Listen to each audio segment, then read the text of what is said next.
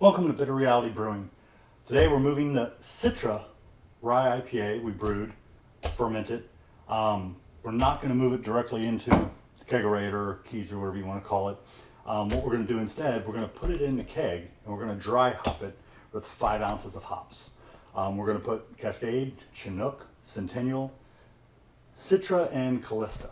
Normally I would do 1 ounce of, still dripping from being sterilized and sanitized, with star sand and water, hot water. Normally I have a lot of Citra and Chinook whole hop, but this only holds about 1 ounce of whole hop. Probably easily put 10 to 15 ounces of pelletized. So we're going to go ahead and get that started, and I'll show you what we're doing here. When you sterilize it, make sure you sterilize your scissors. As you can see, these are wet from being sterilized. And then we have a cup here that we were working on, which has 2 ounces of hops already. That has the Centennial and the Callista. Now we're going to add 1 ounce of Chinook.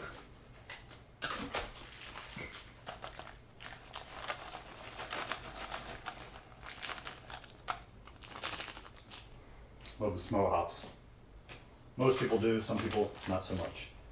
Citra. We're not really worried about alpha acids here. All we're trying to do is get the aroma. And we're trying to get a lot of aroma, a lot of citrus aroma, which most of the C hops, as you'll notice, all of these, Cascade, Chinook, Centennial, Citra, Callista, all have C's in the beginning of their name. There are some beers built around what they call the 7 C's, and there's 7 different hops. Feel free to comment below on the other 2, because I don't remember them off the top of my head.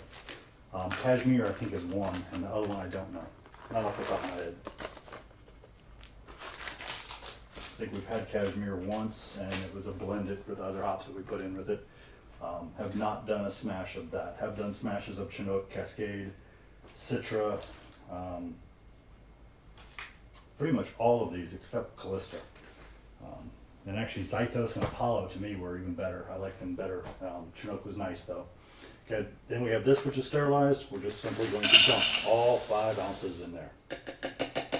Yeah, so actually you could probably get 20 ounces in here. I don't know how much beer would flow through there, but that's another issue. This simply twists on. And for those who do not know this, throw this out of your keg. Most kegs have this nice little piece welded on. It's got a little loop. Allows you to hang your hop basket or anything else you're putting in there, fruit, whatever, without having to dump it in the beer. We're not going to clarify this beer immediately. We're going to let it dry hop for a week, about 7 days, and then we'll move it to another keg without the hops, of course, and cold crash it. And I may put a little gelatin in there at that time to fine it up a little bit. We've already screwed up here. Let's do this again. We'll run through here twice. I've had this string, it's just cooking string, used for tying things like chickens together and things like that. Break before, so I want to run 2 strands just in case. If it breaks, it'll still fall, but I think that'll keep it from breaking as easily. Other trick you do not want is you do not want to tie this too close to the top, because your beer may not go all the way up. There we go. We should be just fine. The beer is definitely going to come up to about here. We'll be in there. Okay, we're going to go ahead and load that in there. Okay, turn around. We're going to do as close to a closed transfer as humanly possible with our current equipment. So what we do is we close this up, make sure it's sealed, it's all good. Reach into the kegerator, pull out our CO2 from our nice Irish dry spouting air. Look for which piece is the air. If you don't know, the one that has little notches around the bottom piece is your air. Not to mention, on most kegs, if you have the pieces put in properly, it says in. Of course, out is where the beer comes out, and that's where you have the dip tube going all the way down to the bottom. Okay, let's purge, get all the oxygen and other gases out.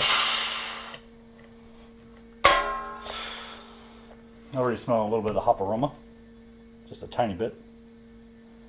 So all that's in there is air and hops.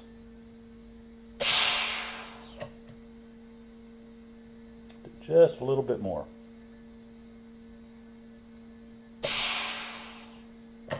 Okay.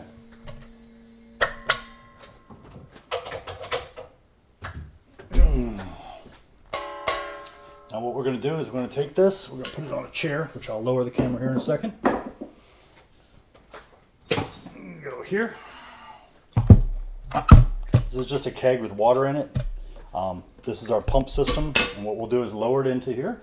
And let's verify which side is our liquid. Let me lower the camera. Okay, very simple. What I have is I have water that's flowing through the pump. Take this, we'll lower it in. Still seeing bubbles. The other thing we did on this, which I forgot to mention, is that we were sitting, forgot to put the piece on. Let's give it a second, we'll just set it down nice and carefully.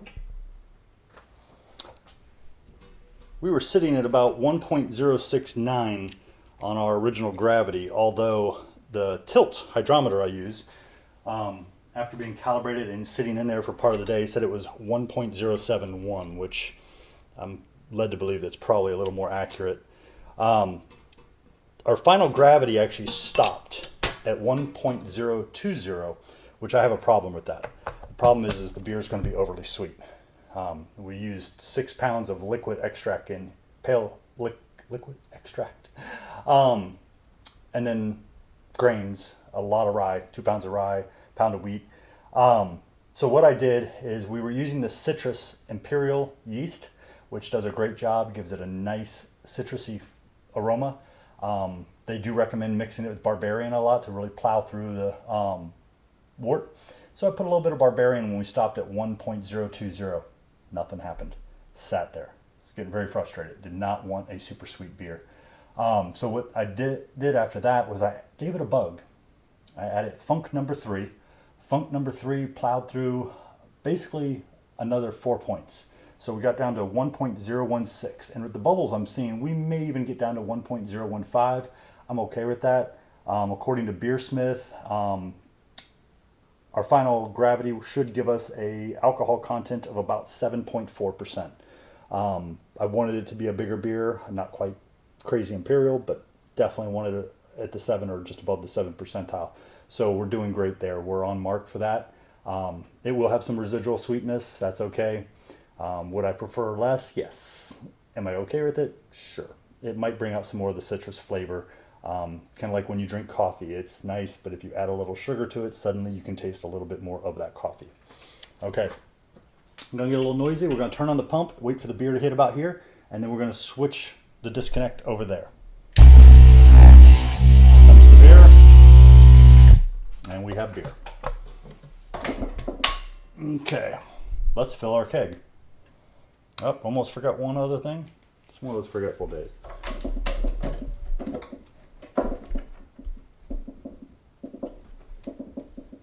That will help release any excess gas. And we'll test it here in a second.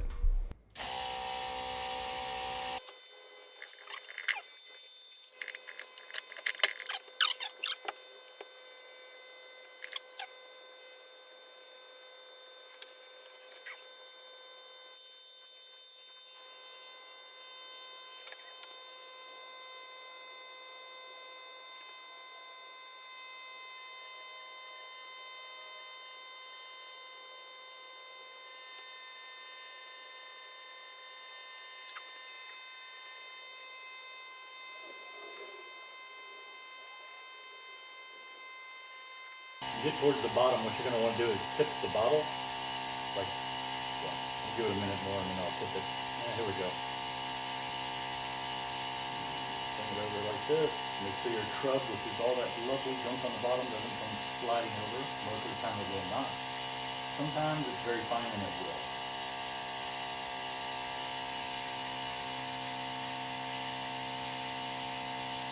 You want to capture as much of that good beer as you can. And leave as much of that old yeast cake, shrub, and other crap left behind you. Okay, and then you got to remember, you got to get ready to turn this thing off.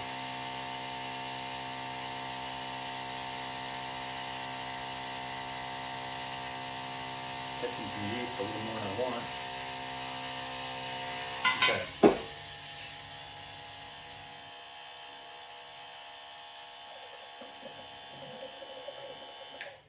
It's okay. Got a little oxygen in there. I'm not too worried.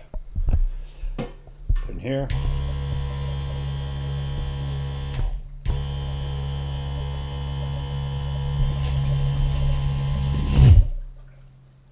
And there we go.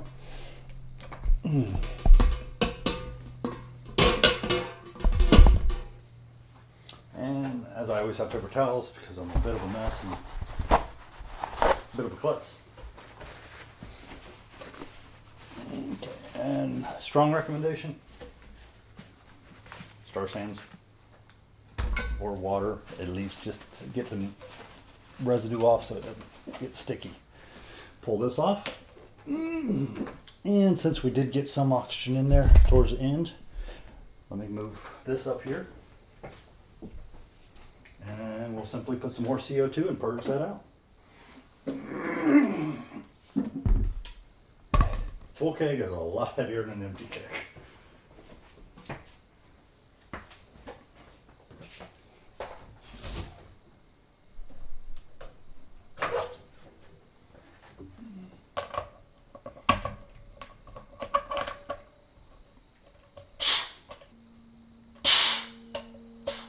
Okay, we should be good.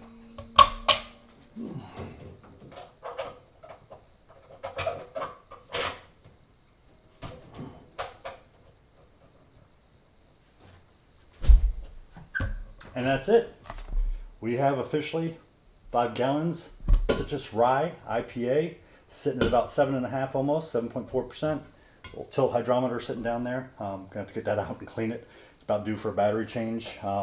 So definitely go swap them out. Better to change the batteries at least once a year, probably going a year and a half on this, before it dies. I started having some disconnects and not seeing it, and I was concerned the battery had died. Luckily it didn't, but I'm not going to chance it, and I'm going to swap it out. They're not that expensive.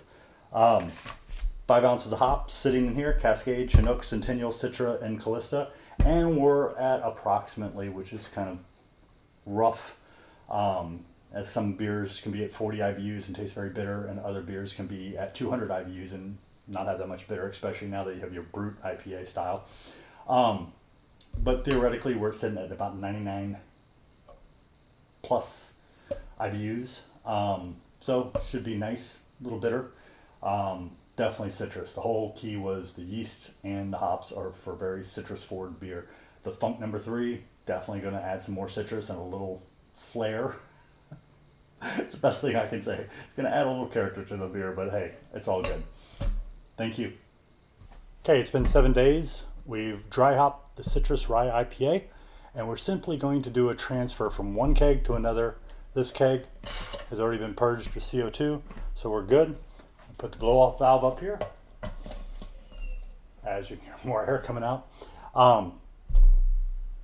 We have all the hops over here in the hop basket, which will be left behind, and the beer will be moving over here, where I did put half a teaspoon of gelatin to help clarify. Although since we put a little bit of a aka bug in here, it probably is not going to get super clear, but a little bit, and it's fine just to get any kind of particulates out of there. Taking the CO2 here from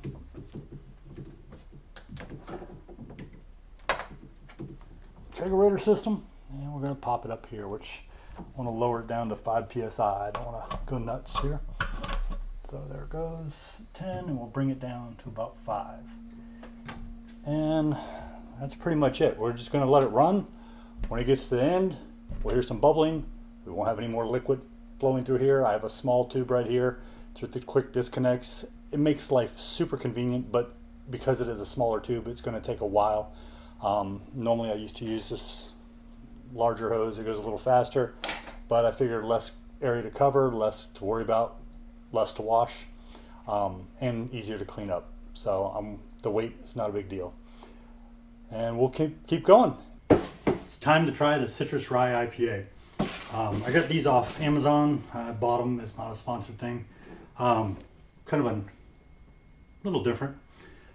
Love them. They're my new favorite glass. They're 16 ounces and they look very small. They don't look like 16 ounces. Look more like a 12-ounce glass that's a little chubby around the sides. Definitely see a few imperfections on 2 of them, but nothing big. Seen that in very expensive glasses sometimes. Citrus Rye IPA.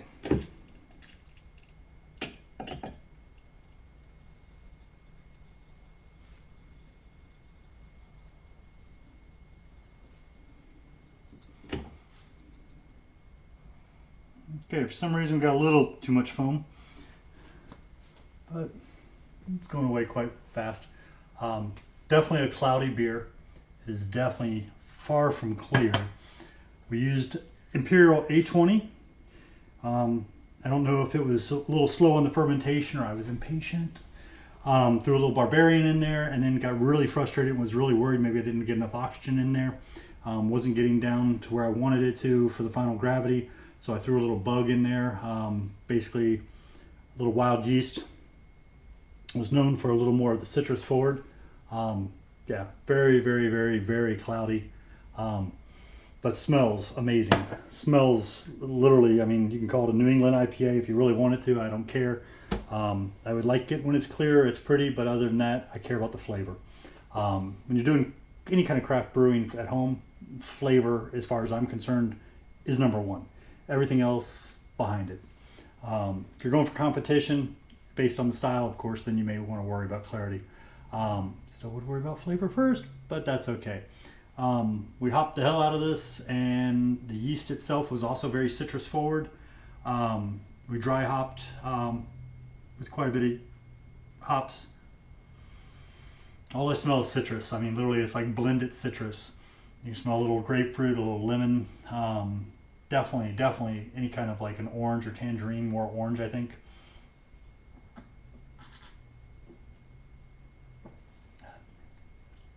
And you take a sip and you get a little bite from the rye. This had 6 pounds of extract, pale ale extract, and we used it up because we were worried it was going to go bad. It was a deal I got back around Christmas time. The rest were all grain mixed in. It came out really, really good. It's not dry because the extracts, of course, even though I put a little bit of the amylase enzyme to kind of break it down a little more. I just don't think I either oxygenated. It had to be. I didn't have enough oxygen in the wort to really get it off to a long term and a really good fermentation. That's why I dropped the bug in there and kind of kicked it down a few more points. You don't have the same enzymes if you're doing all grain versus extract.